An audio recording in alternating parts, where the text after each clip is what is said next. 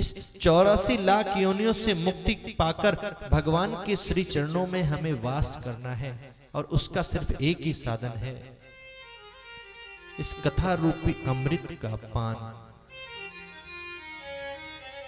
किसी व्यक्ति को चिंतामणि मिल जाए, कोई व्यक्ति कल्प वृक्ष के नीचे विराजमान हो, कल्प वृक्ष के नीचे आप जिस चीज की कामना करेंगे वो आ जाएगी, परंतु आप मणि और वृक्ष के नीचे ये कामना करो कि हमें भगवत प्राप्ति करा दे, भगवान से हमारा मिलन करा दे, इस 84 लाख योनि से हमें मुक्ति दिला दे। ऐसा संभव न कल्प वृक्ष के बस की बात है, न ये चिंतामणि के बस की बात है।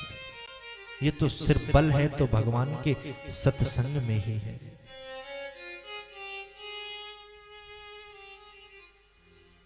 सारे देवता ब्रह्मा जी के पास गए और ब्रह्मा जी से कहने लगे, हमको सुखदेव जी ने अभक्त कहकर भगा दिया, क्या हमारे स्वर्ग के अमृत से ज्यादा महत्व है इस कथा रूपी अमृत का? ब्रह्मा जी ने कहा 7 दिन बाद देख लेना। 7वें दिन राजा परीक्षित को भगवत प्राप्ति हुई, फिर भी देवताओं को संतुष्टि नहीं हुई। ब्रह्मा जी ने एक तराजू को लिया, एक पलड़े पर सारे ग्रंथों को रख दिया गया और दूसरे पलड़े पर श्रीमद् भागवत को जैसे ही रखा, भागवत वाला पलड़ा नीचे हो गया। ब्रह्मा जी ने कह दिया, देवताओं जरा भी संशय ना करो, ये भागवत कोई ग्रंथ नहीं, स्वयं श्री कृष्ण ही भागवत के रूप में विराजमान है। और स्वर्ग का अमृत कितना है? एक कलश निकला है समुद्र मंथन में, वो भी युद्ध में काफी सारा छलक गया, थोड़ा सा बचा है, उसको भी देवता लोग संभाल कर रखते हैं कहीं खर्च ना हो जाए। तो अगर पीना भी चाहोगे तो कितना पी लोगे? और कथा रूपी अमृत जितनी सुनोगे, जितनी सुनाओगे, जितनी चर्चा करोगे, उतनी बढ़ती जाएगी। एक बार 3 व्यक्ति थे बहुत कंजूस, स्वर्ग के अमृत के ऊपर है। अब सब लोग कहते थे भैया बड़े कंजूस व्यक्ति हैं, उन्हें भी बड़ा संकोच लगता था। तीनों मित्र एक दिन इकट्ठे हुए कि भैया आज कुछ पैसे खर्च करके दिखाना है, लोगों को लगे ऐसा कि हम कंजूस नहीं हैं। पहुंच गए दुकान में,